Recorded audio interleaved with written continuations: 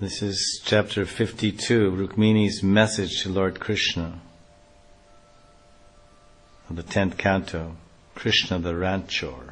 Muchukunda circumambulated Lord Krishna, bowed down to him, and went out of the cave. Since he was from Satyuga, or previous yuga, he was extremely tall and very powerful. And he saw that the Dwarkavasi, the dwarf residents of Dwapara Yuga, were reduced to the size of dwarfs, and all the trees and animals, and he realized it was now Kali. So he left to the north to Gandhamadana mountain, and he entered Badrik ashram, and worshipped Narayan Rishi for the rest of his life. He worshipped the Supreme Lord of intense austerities. Next life, he took birth in a Brahmin family, as a pure Vaishnava. Krishna returned to Mathura, which was still surrounded by the Yavanas. He destroyed the army, took all their wealth, and dispatched the bullock carts to Dwarka. And Jarasand appeared with his lakhs of soldiers, and he laughed heartily when he saw Krishna and Balaram run to the field. Then Krishna and Balaram climbed a high mountain and jumped off, although it was set on fire by Jarasand. And Krishna and Balaram jumped off from the top. It was 88 miles high. And they landed at a distance way beyond all of his forces of Jarasand. And Jarasand assumed that Krishna and Balaram were burned up. So they returned to Bihar, Magadha province. There was a king named Bhishmaka, the ruler of Anartha, the ruler of Vidarbha. He had 5 sons and a lovely daughter named Rukmini. She was meant to be married by Krishna because she's a direct expansion of Lakshmi Devi. Narada used to visit Bhishmaka's palace and describe the beauty and activities of Krishna to the king and his assembly. At that time, Kanya, the virgin girl Rukmini, would hear these narrations. And then she fixed her mind on Krishna and made a sankalpa. I will marry Krishna, no one else. All of Bhishmaka's family agreed that Rukmini could marry Krishna, except her brother Rukmi, who was envious of the Lord. He forbade the marriage and arranged her to be married to Shishupal, an enemy of Krishna. Rukmini became morose, and she thought deeply over the matter. And being a Kshatriya's daughter, she came up with a very clever plan of action. She called a trusted Brahmin and gave a letter to him to carry to Dwarka to explain her situation to Krishna. Krishna worshipped that Brahmin, and after he relaxed and ate and rested, then Krishna respectfully massaged the Brahmin's legs with his own hands. Although the Brahmin knew Krishna was Swayam Bhagavan Sri Krishna, he accepted the worship to conform with Vedic social conventions that a king should duly honor and worship a visiting Brahmin. After inquiring from his well-being, the Brahmin said, "Yes, I have a letter from Rukmini for you." In that letter, Rukmini said, opening the seal of the letter, which Rukmini had given him after writing it in her own hand in the privacy of her room, the Brahmin showed it to Krishna as a token of her love. On Krishna's request, the Brahmana read the letter out loud. If Krishna says, "But how can I accept you, a king's daughter, Rukmini, whom I have never seen or heard about, and who is shamelessly writing a letter to me as her bridegroom with the intention of having me marry her?" If Krishna were to say this, then Rukmini answers, "Yes, this is true, you can say that, but I will express the feelings of my heart. After you have heard this, you may accept me or neglect me, favor me or reject me. Nevertheless, depending on whether I obtain you or not, I will either live happily forevermore, or else die this very day or the next day. For one in my condition There is no question of fear or shame. Therefore, I now speak. O Achyuta, hearing about your beauty and qualities, my mind has lost all shame. I have become completely attached to you. Your beauty and qualities are the two causes of my mind's becoming shameless. And my two ears are also its cause. Therefore, both you and I are at fault. Therefore, you cannot criticize me, and I cannot criticize you.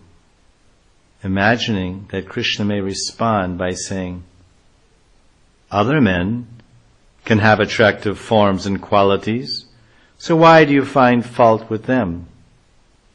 Rukmini said, please do not speak like this. You have unique qualities. Having entered the ears of attentive young women, your wonderful qualities completely destroy all their pains, both subtle and gross. Tell me, what other man exists who has qualities like you? Krishna, your form is more sweet and attractive than the best object for people who are observant. There is an assortment of colors. Blue like sapphires or blue lotuses, yellow like gold ornaments, and red kumkum like rubies and banduli flowers, and white like moonstone and the moon. What other man possesses such exquisite beauty in limbs, tongue, lips, nails, and other bodily parts? O beauty of the worlds, you are the most attractive and handsome person in all the material and spiritual worlds. Krishna may say, granted, I may be the most incomparable man in the universe, but are you the only girl in the whole universe with eyes and ears? I do not see any other maidens with such shamelessness. Rukmini responds in verse 38. O Muchukunda, whose face beams with a smile like jasmine flowers, you have given me an opportunity to smile too. What intelligent, sober girl endowed with beauty and good qualities, coming from a respectable family, would not choose you as her husband? Vishnu says. Rukmini's letter statement implies only an ugly, ill-natured and unintelligent woman of bad lineage who has not heard about you would not choose you as her husband. Rukmini goes on. Those with good qualities except you who are incomparable in attributes, beauty, knowledge, youth, wealth, and power. There are many young marriageable women like me who will accept you when their time comes. But now it is my time. O lion among men, Nrisingha, you are as uncontrollable as a lion, but I have no desire to control you. Your incomparable beauty and qualities play in the minds of all humans. So what fault is there if you also reside in my mind? 39. Since I am so attracted to you, I therefore have chosen you as my husband. It is not just now, but from the beginning I have selected only you. Both my body and soul have been offered to your lotus feet. I have sent this letter to inform you of my mental state. If you accept me, I will maintain my life. And if you reject me, I will burn myself up. I will not give myself to anyone else, even if Brahma himself comes here and commands me. But, Krishna may object, this offering of yourself to me is not unmotivated, like King Bali's offering. Indeed, you have an ulterior motive. Rukmini, true, my offering of myself to you is not like the surrender of Bali Maharaj, which was nirbhav, without intense love. O Almighty One, please accept me as your wife. Just as when a person gives food to someone else and says, "You should eat this," such a natural self-offering is understood to be superior to a non-motivated offering because it is affected by real love. You should quickly send back the Brahmana with a reply so that I know whether you accept me or not. Shishupal should not take the share meant for you.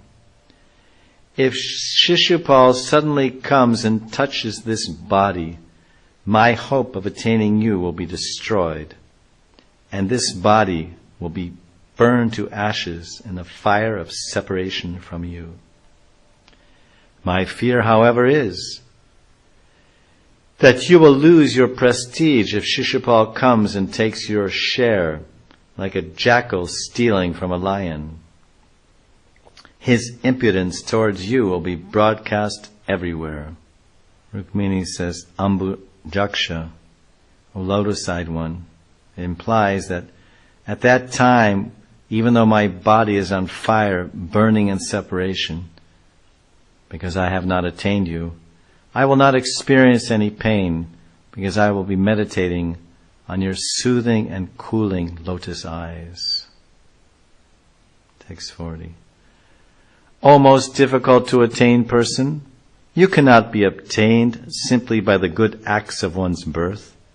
Therefore, if I have performed pious acts in my previous lives, whether with a desire to attain you or without a desire to attain you, let the results come now in the form of attaining you. This is my only prayer. If I have worshipped the Lord profusely by doing various pious acts like digging wells, sacrifices, giving charity, following niyamas, regulations, and tirtha snan and ekadasi brat, and deva puja, and guru puja, and brahman puja, which are all corollaries to the worship of the Lord Himself, then may the Supreme Lord, as a human, the elder brother of Gada, come here and accept me, a human, in marriage. No one else should come, not even Narayan, nor any of the demigods or human beings. Krishna may say, yes, I accept you according to your past pious actions. But what can I do now that you have been given to Shishupal? The arrangement for your marriage has already been made by your family. Rukmini proposes a solution by addressing Krishna as O Ajit, which means no one can defeat you. At the upcoming wedding, you should first enter the city unseen, without any army. Then enter the city. You should surround yourself with your military commanders to show your strength. If you don't do this, it will be difficult to enter the city quickly, for my father's army will accost you outside the city. After entering the city with your small kotari, you can say that you have come just to see the splendor of my marriage ceremony, and then the army will have no reason or suspicion to fight with you. Then you can whisk me away at your leisure. If they suspect an undesirable turn of events and start fighting with you, however, you should show your heroism, just as you received Lakshmi from the churning of the ocean.